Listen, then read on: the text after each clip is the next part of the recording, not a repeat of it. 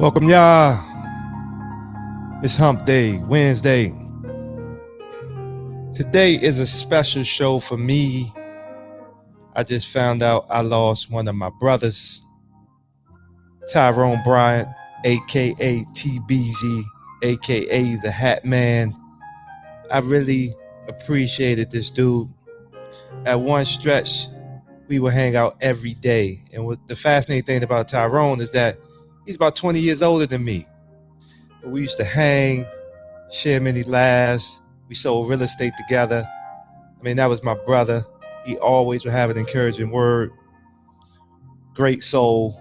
And I'm going to miss you, man. When I moved from the Maryland, D.C. area, I believe a few years after that, he came down with cancer.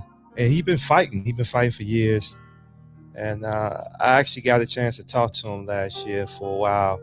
And we had a great conversation. He continued to do what he did, told me stick to who I am, keep building. And what's so fascinating about this show is that this is a conversation that me and him used to have all the time. So definitely, welcome, y'all. Welcome. I am the chief NFT strategist, gang in the building. Once again, condolences to TBZ's family, Tyrone Bryant's family. I miss that dude. Yeah. One of the funniest things he always used to say when we'd be talking to women, when we were out, he would say, I'm 39 years old. TB at that time was in his 50s. And he had a young soul. He's an older gentleman. But that was my guy. So rest in peace, TBZ. So jump right into it, y'all. I have a lot to talk about today. So before I do that, I'm going to do this.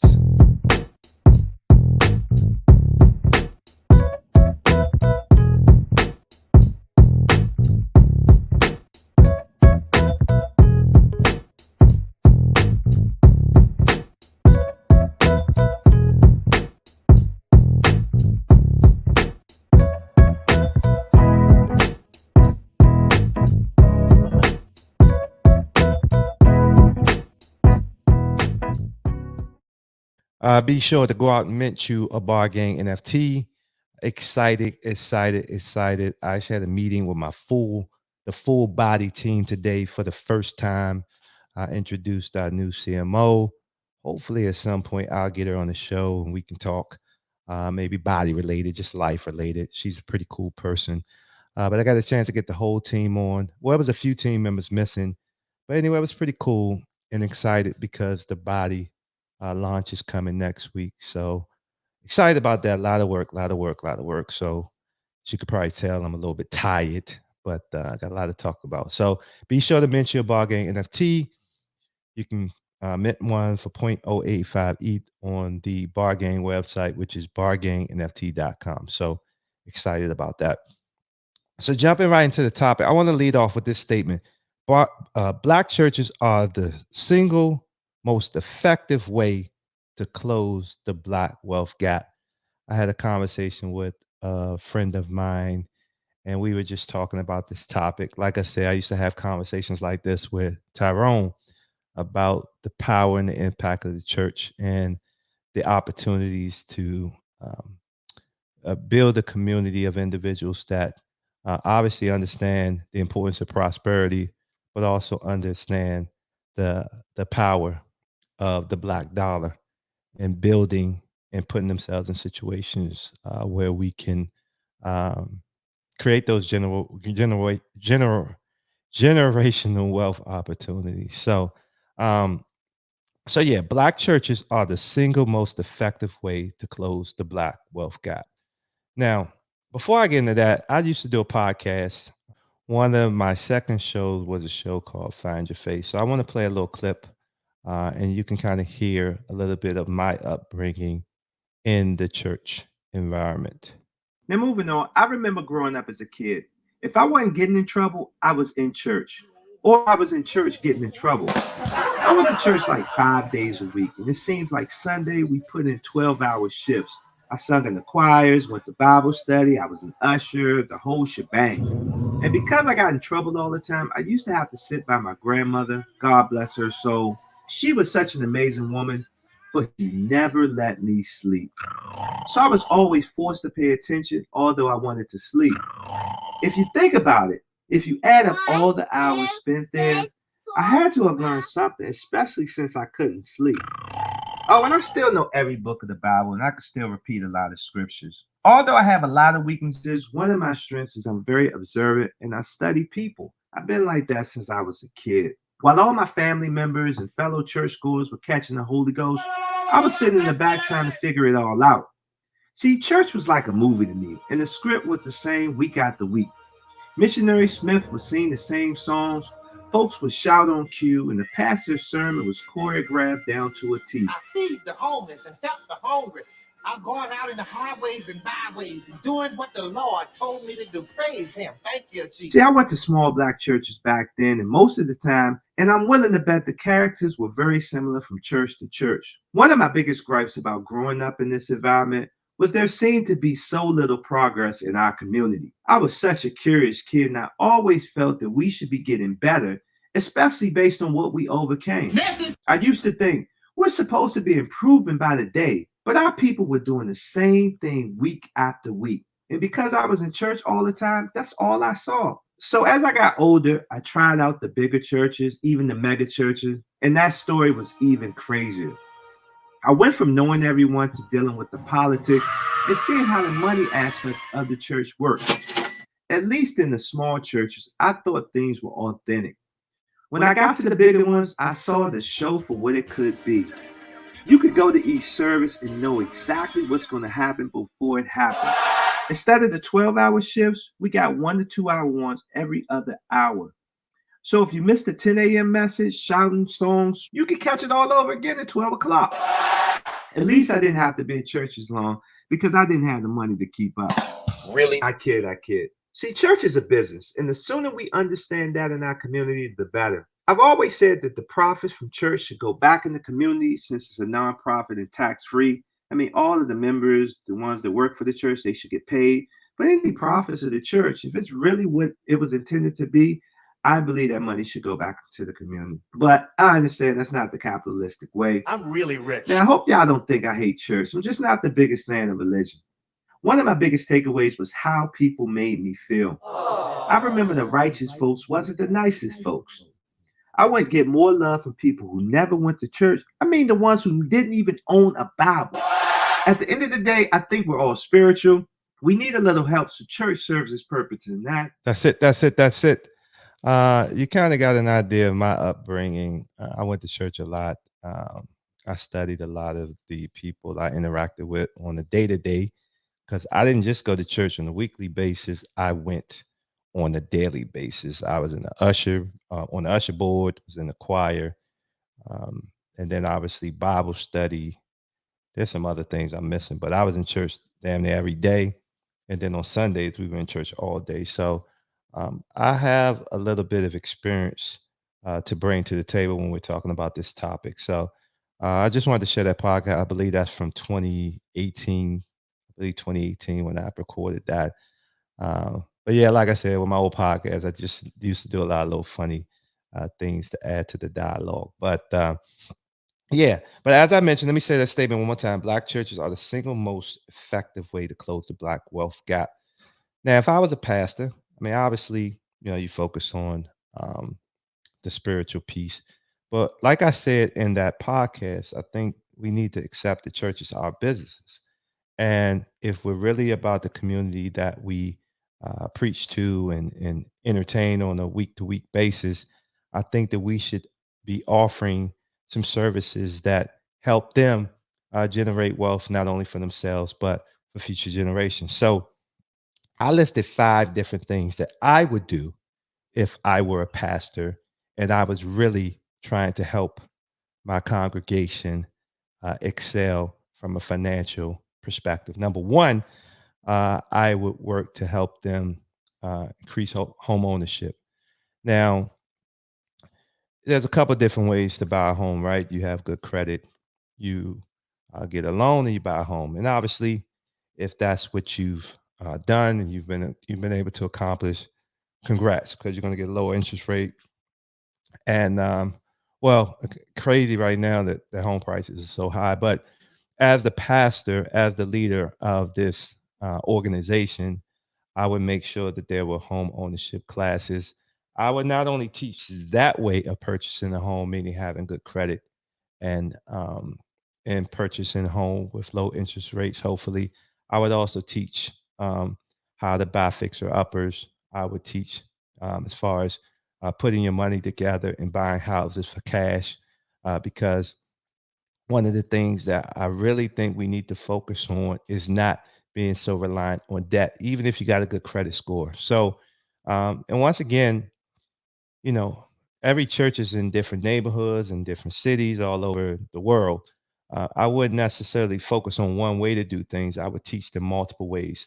And if I didn't teach them specifically, I would bring in outside sources to teach the different strategies, like I said, to rehab houses, buy homes for cash, and really, really embracing the concept of combining your resources and funds and buying homes together.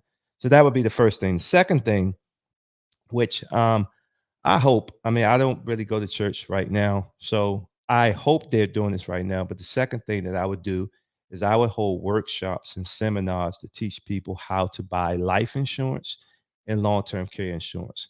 And obviously, life insurance, I mean, they could be whole of term, preferably whole life policies that don't expire. So, you know, I've learned over time that life insurance is one of the best ways to pass down wealth. And if you do it early enough, and even if you do it, it's affordable. Like you said, if you do it later in life, you could do a term policy, and those are a lot cheaper than obviously a whole life policy um, that pays out no matter what. I would teach my congregation. I would make sure it be a requirement for every member to go and get a life insurance policy. One of the problems in the Black community is we have this mentality. I didn't get that, so I'm not doing that for my kids or future generations. But that's an idiotic way, in my opinion, to look at that. So I would require everyone to get a life insurance policy. Once that happens, then that's ultimately money being handed over to a child or a loved one during my passing or during the person's passing. And that's very significant. Like I said, that's one of the best ways to build wealth. And secondly, I would do a long-term care insurance policy. If you don't know what that is, look it up.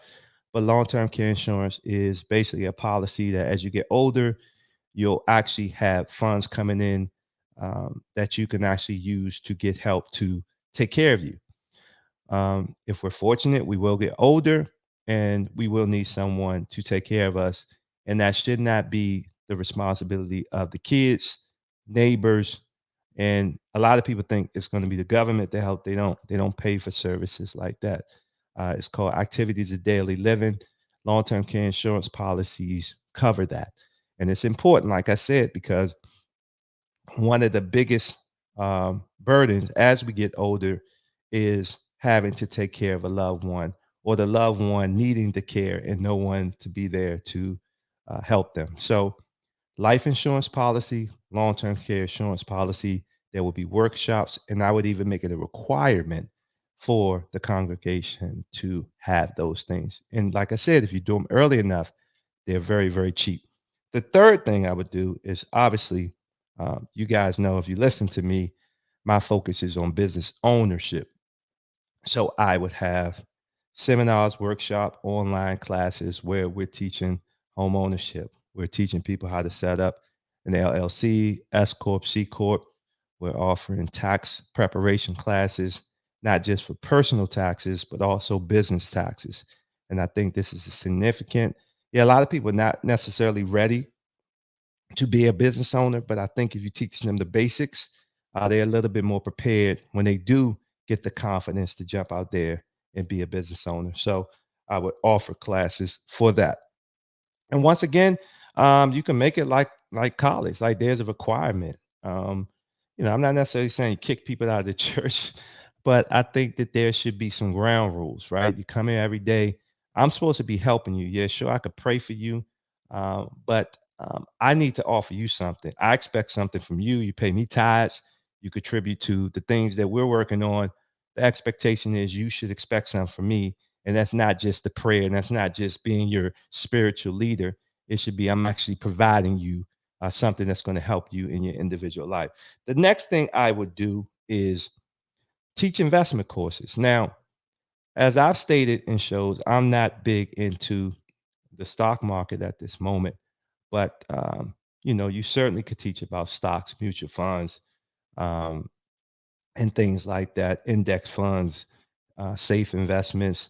People don't understand, like, some life insurance policies are also investment opportunities in a safe way. You got bonds. I wouldn't recommend that, but you have things like that. You can invest in real estate.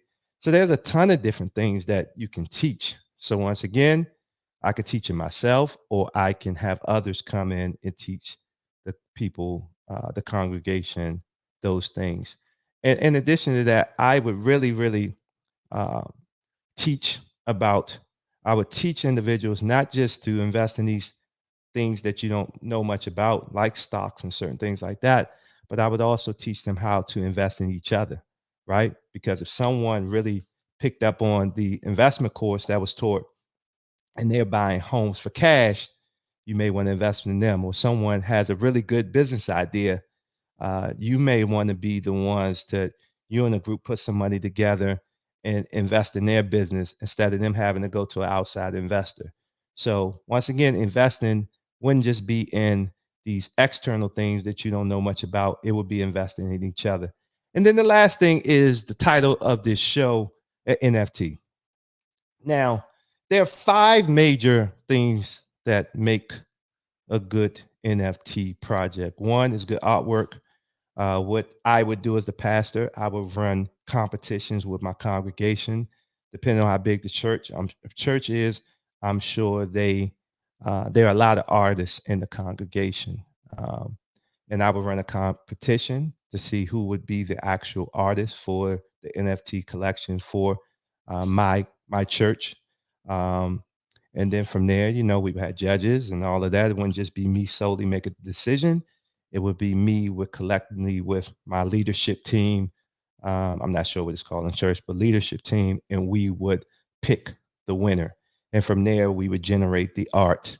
And if you need tips, if you are a pastor or a church listening to this and you need some guidance on how to create an NFT project, you could certainly contact me and I could walk you through the steps to do so. So you got to have good artwork. Secondly, you got to have a team. And most churches got good teams because in order to manage everything, you got to have some strong, willing, and able bodies in the building to make things happen.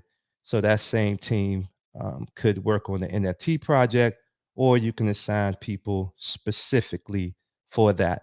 The next thing is an active community, and no other community is more active than the church community. And so, and let me stress this, the community piece.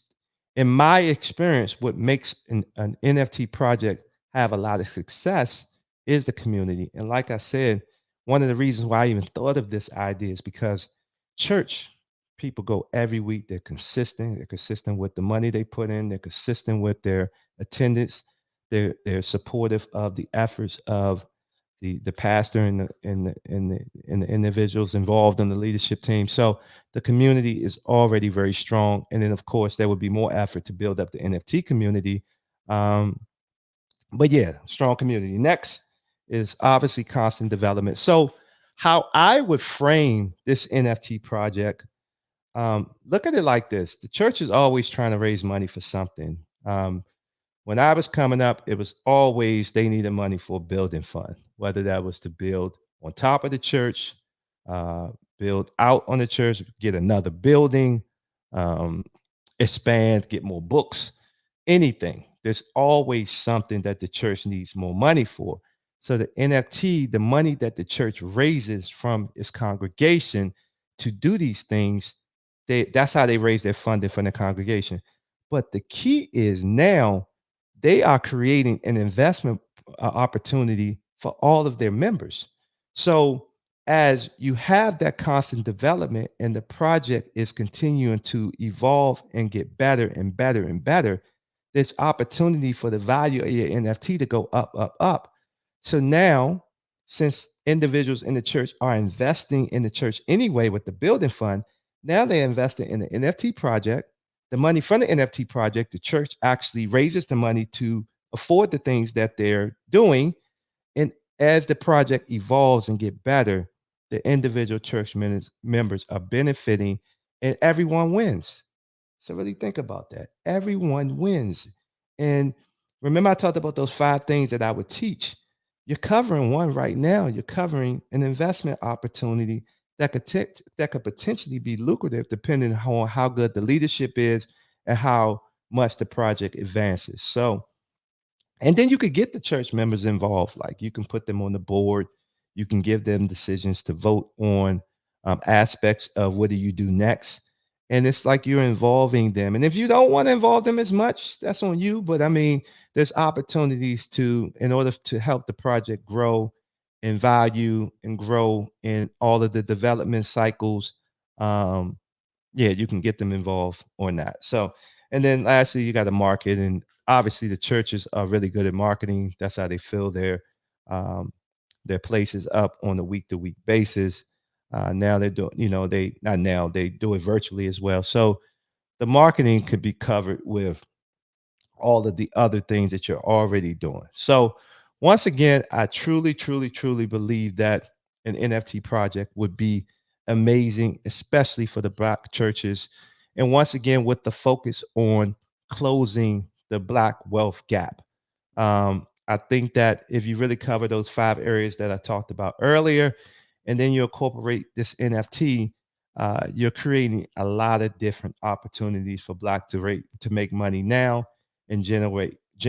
Why can't I say that word? Generate wealth for future generations. So I think that's it. Yeah, I think that's it. I think that's it. Definitely, if you are a pastor, a church, if you're watching this, please share and send it to your pastor. Um, I think that once again, every Black church should create an NFT project.